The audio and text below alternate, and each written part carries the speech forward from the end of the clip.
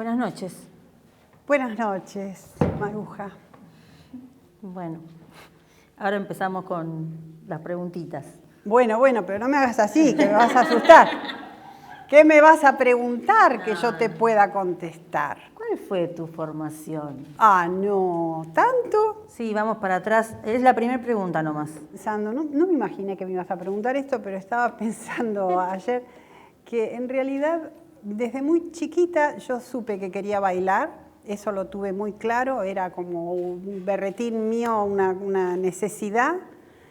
Y sufría esperando el día en el que pisara por primera vez un taller de danza, ¿no? Y cuando no estaba cerrado o no podía ir, la verdad que lo lamentaba. O sea que esto estuvo muy instalado que es una suerte. Yo me doy cuenta, hablando con los alumnos hoy, que es una bendición tener una vocación. Saber lo que uno quiere, lo que uno le hace feliz. Pero también la docencia, o sea, también me gustaba jugar a la maestra y me gustaba enseñar.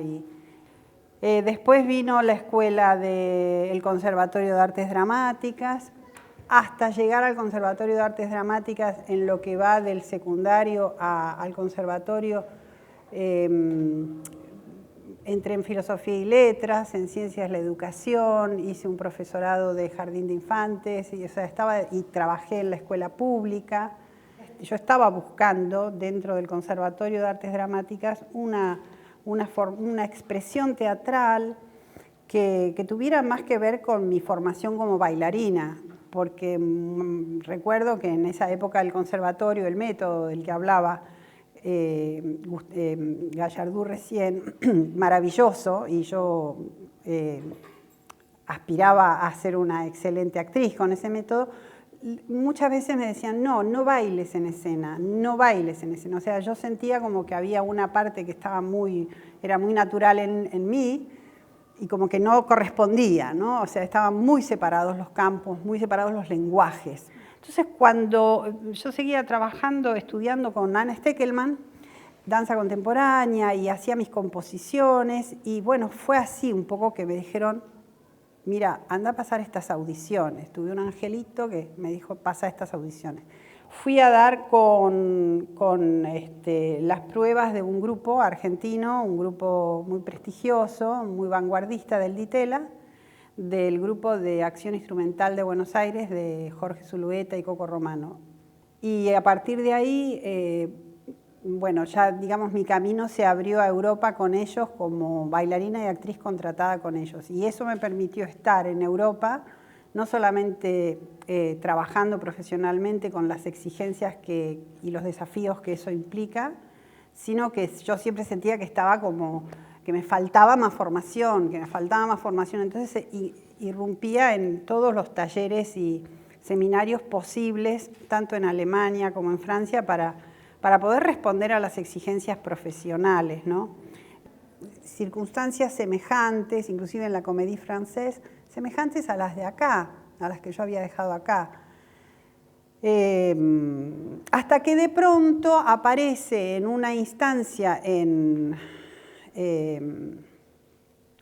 creo que era en Bonn, en Frankfurt, un grupo, que era el grupo de Philippe Gaulier, discípulo directo de Lecoq, con su compañía de teatro. Y estábamos en el mismo teatro, que había sido el teatro de Fassbinder. Y ellos hacían un espectáculo que a mí me encantó, me pareció no pretencioso, divertido, juglaresco. Yo no sabía nada de lo que era eso, pero me atrajo mucho. Y casi toda la mayoría fueron los talleres de Philippe Gaulier, y eso fue lo que a mí me terminó de decidir, me terminó de definir, digamos. Yo interiormente vi que quería un lenguaje más, un lenguaje que no fuera elitista. ¿Y cuándo te asumiste maestra?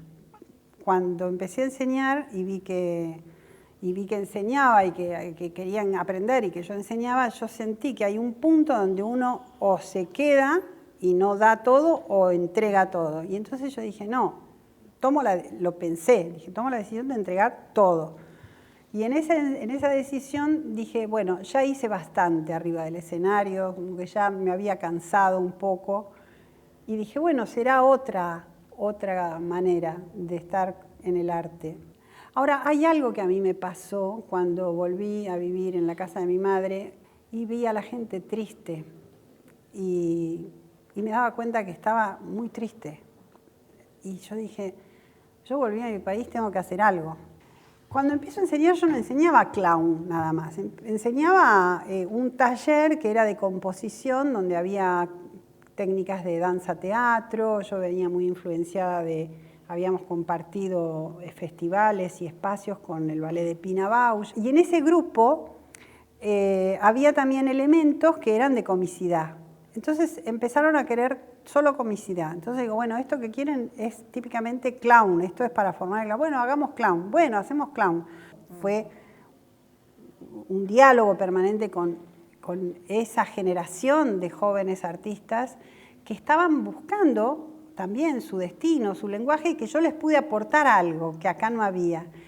Y a partir de ahí empecé a crear mis propios, seguí dictando, pero también agregué... ¿Y seguiste con esa dialéctica en esos talleres después?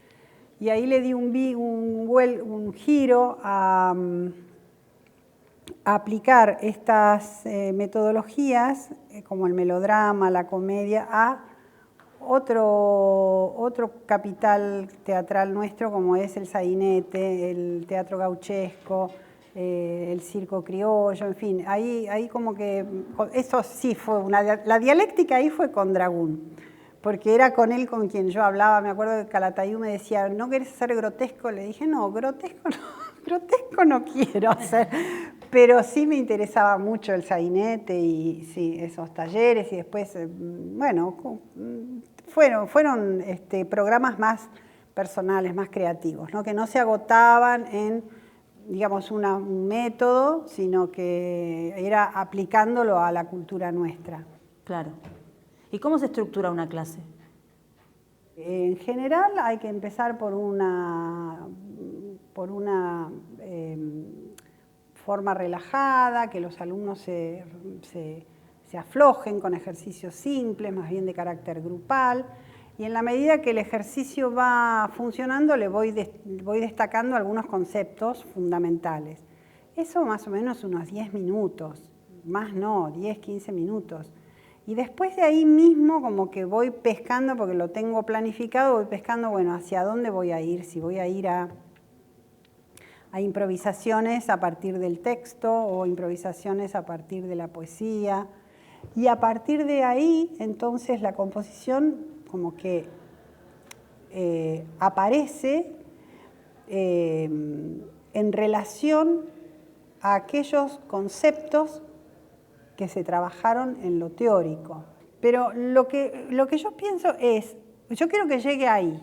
Bueno, ¿qué ejercicios busco para que llegue ahí? No le digo, anda ahí.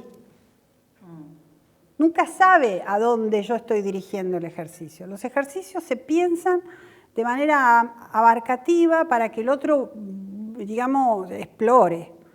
Y yo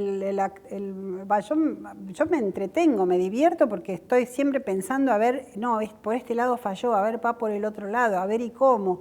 Y obviamente que eso no lo hago delante de la gente. Yo pienso en mi casa para lo que voy a hacer, y cuando voy puede ser que haya pensado algo que no funciona en absoluto. Y entonces, ¿qué hacer? Si es un curso no es problema, porque tomás otra.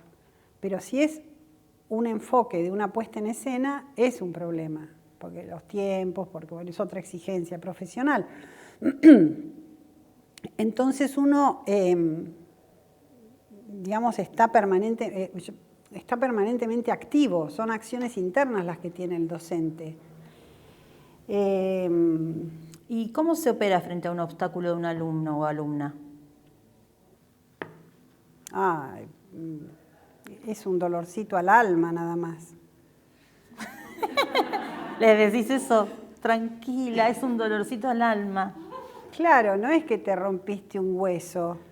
Un alumno se siente mal, la palabra en francés es vexé, o sea, lastimado, si el profesor o el director lo lastima, pero si no, no, porque está haciendo acciones, está vital, aunque lo que haga sea un desastre. El asunto está en que la enseñanza tiene que tener un punto en el que uno tiene que darse cuenta que lo tiene que sorprenderse de la diferencia. No va a enseñar al que es igual a uno, uno enseña al que es distinto de uno lo que uno sabe para que el otro haga lo que quiera con eso o lo que pueda. Pero ya te digo, tengo esa situación, que yo enseño clown, enseño algo que es para la felicidad, que es para todo público, que es para los niños, que te divertís, tengo la obligación de hacer que la gente que estudia, yo siento que tengo la obligación de hacer que la gente que estudia conmigo se sienta mejor que cuando entró.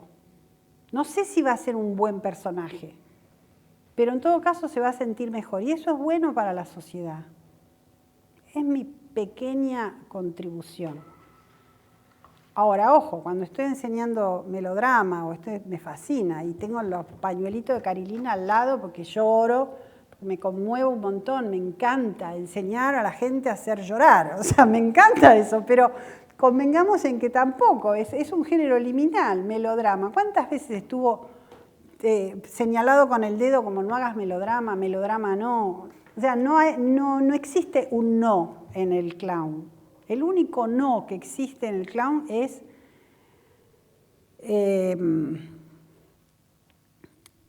la falta de ética.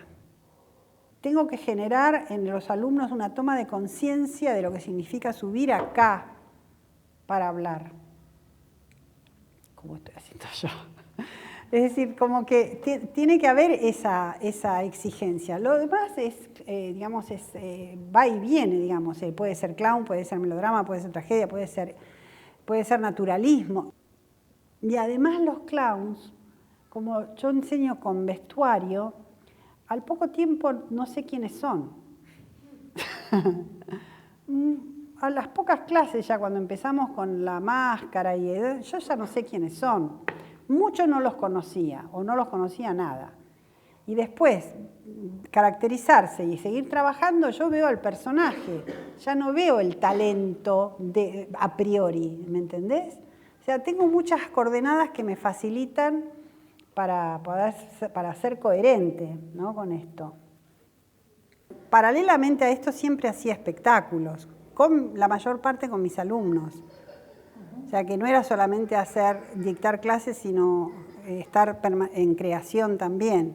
Yo creo que que el maestro tiene que estar componiendo, dirigiendo, porque si no puede endurecer mucho su mirada. ¿Qué pasa? Que si las producciones, las obras de teatro son muy estruñas, son muy cerradas, que están muy bien por ahí para una propuesta de arte plástico que tiene una élite que siempre la tuvo el arte plástico, no la performing, ¿no?, que también la tiene, pero digamos,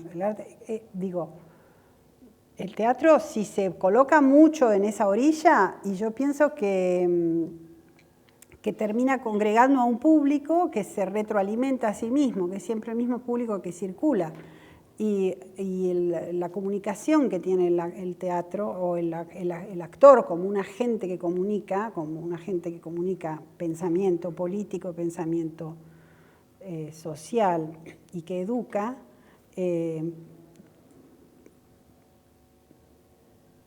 no tiene que ser tiene que contemporaneizarse, tiene que empatizar con su entorno. Sí, y esa sabiduría la traslada después a tomar una obra, que por ahí un director que no esté formado o que no haya transitado el clown, por ahí tiene más estructuras. Entonces se plantea, no, esto no lo puedo hacer, no, esto no. Pero el asunto es que una vez que uno comprende que eso es un lenguaje de toda la vida, cómo se maneja el clown, tiene una herramienta más y pierde esa estructura que lo condiciona a no hagas esto, no podés hacer aquello, no podés mirar al público, no te podés sentar en el piso, no podés, qué sé yo, no podés sacarte, o sea, hay una cantidad de no, ¿no? Y el payaso es un género liminal, es un género que está en el proscenio, nunca está en la escena. En realidad es un personaje que no está, nadie le escribe al payaso. El payaso es un vagabundo, digamos, un errante. Entonces, en esa libertad que tiene, toma un texto y lo ve a su manera, lo ve como dice Calderón de la Barca, ¿no?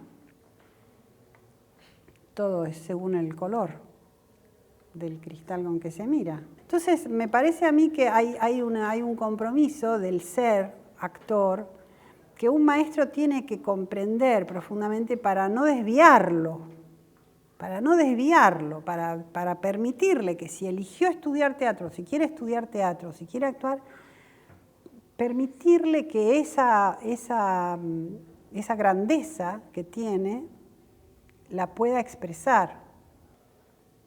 Lo que es importante es que yo le pueda comunicar al otro que el otro sabe. El otro sabe. Pasa que no se dio cuenta. Pero sabe. ¿Alguna vez sentiste que por ser mujer se te hacía más difícil?